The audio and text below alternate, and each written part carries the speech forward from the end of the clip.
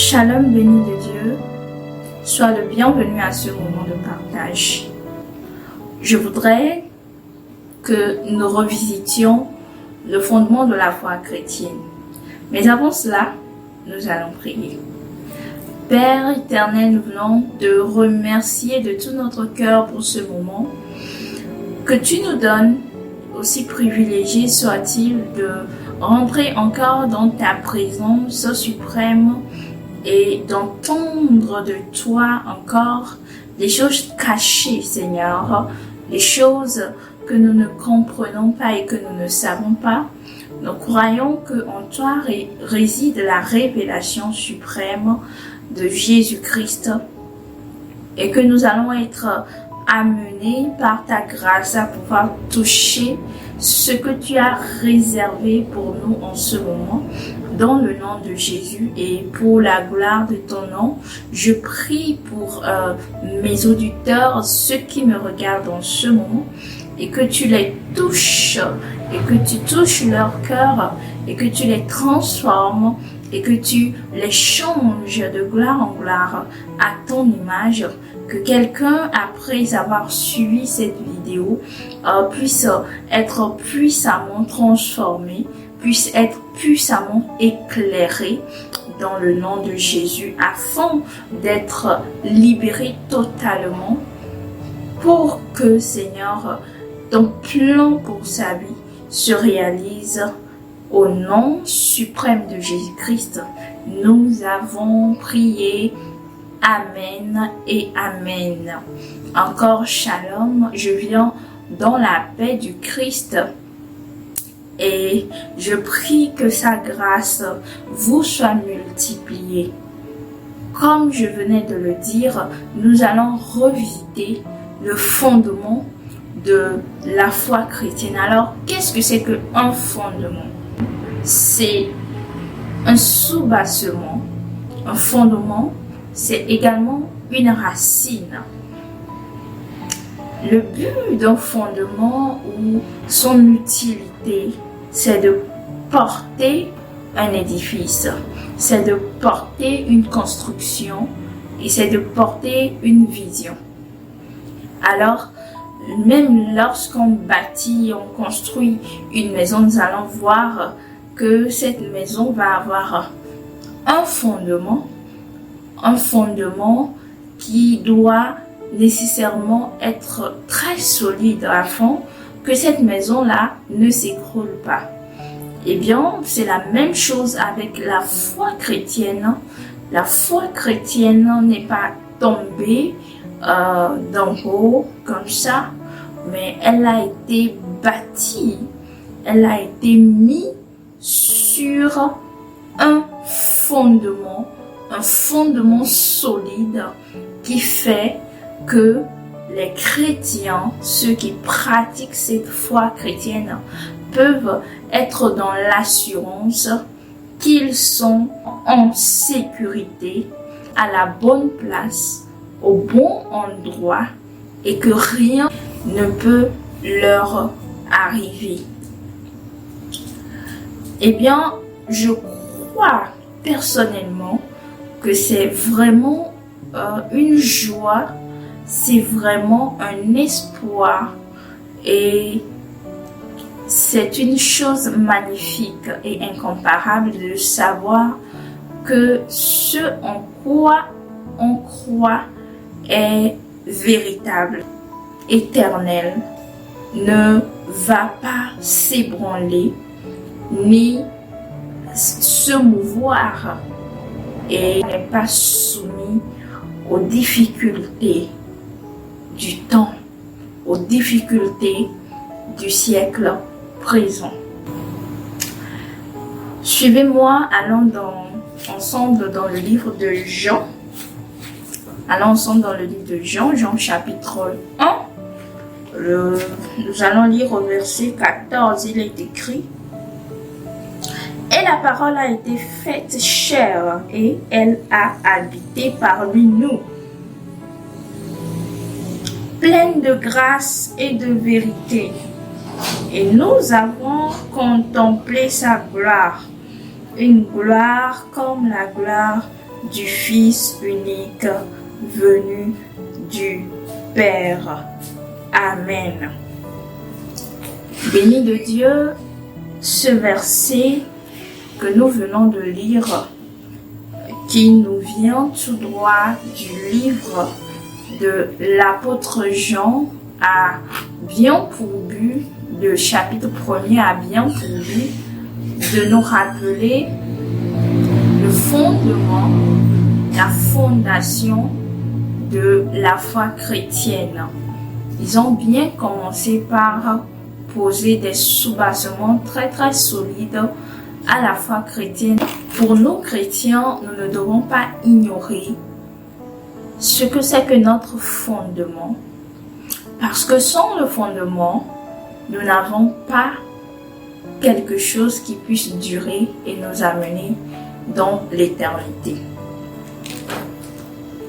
La foi chrétienne a bien un fondement. La foi chrétienne a bien un fondement. Le verset que nous venons de lire nous révèle que Jésus-Christ, qui a été envoyé, qui était la parole, qui a été envoyé, est bel et bien le Fils du Dieu vivant, qui a été envoyé. Jésus-Christ est bel et bien le Fils du Dieu vivant. La fondation et le fondement de la foi chrétienne, c'est la révélation de Jésus-Christ comme étant le Fils de Dieu. Jésus-Christ n'est pas seulement un homme venu sur la terre comme tout autre homme.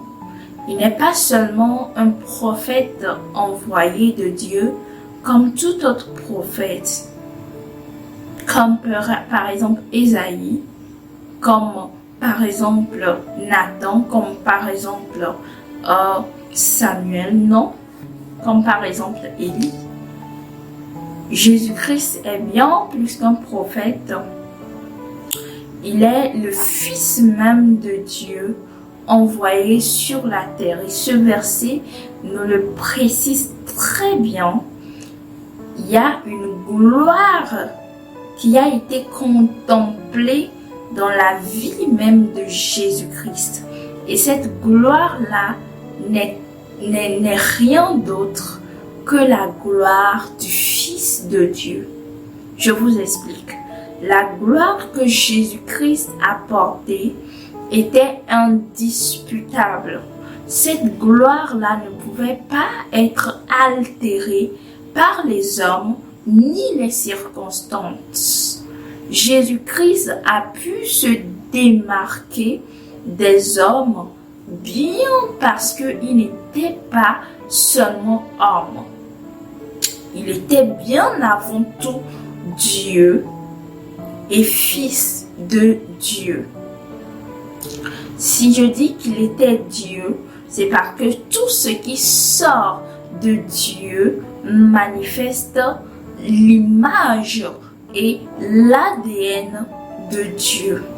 Jésus-Christ portait en lui la divinité. Alors, étant Fils de Dieu, c'est-à-dire celui qui sort de Dieu, celui qui a pour source Dieu, il est venu avec une gloire qui n'était pas moindre que la gloire de ceux qui sortent de Dieu. Voilà la révélation du Fils de Dieu.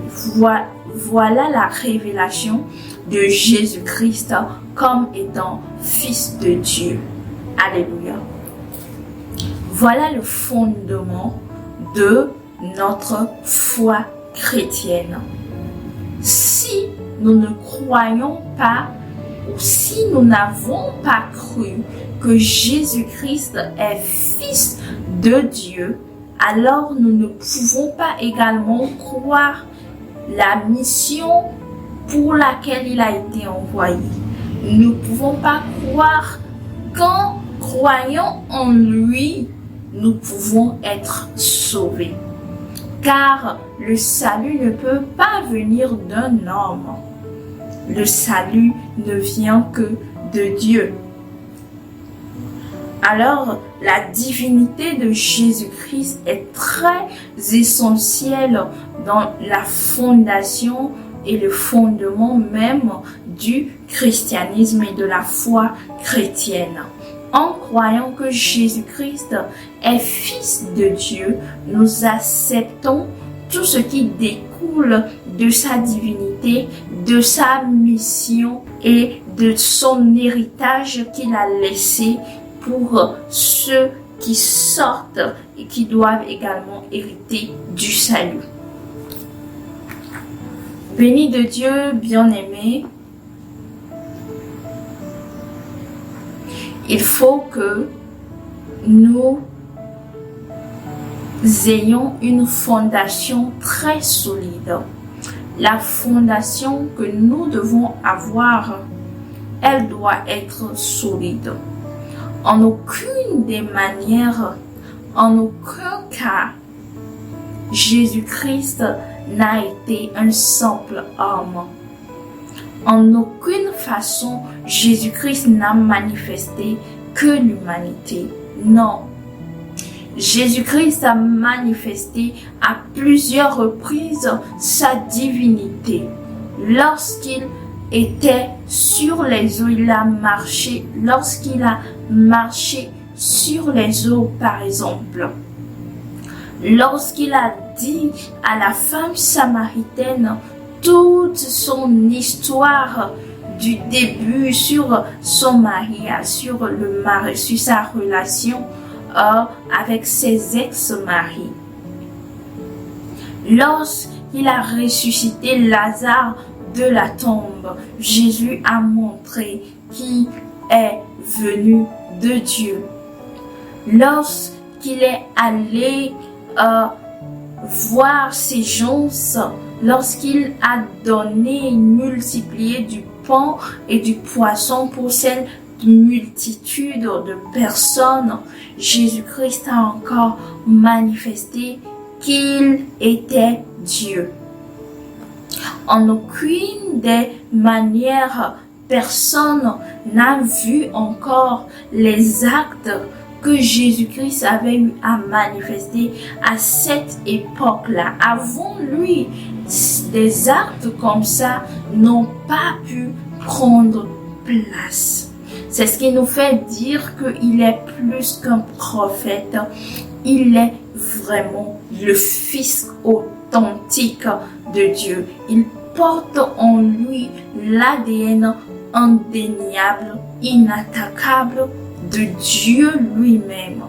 Il est incorrompu. Il n'a pas été corrompu par l'humanité pécheresse.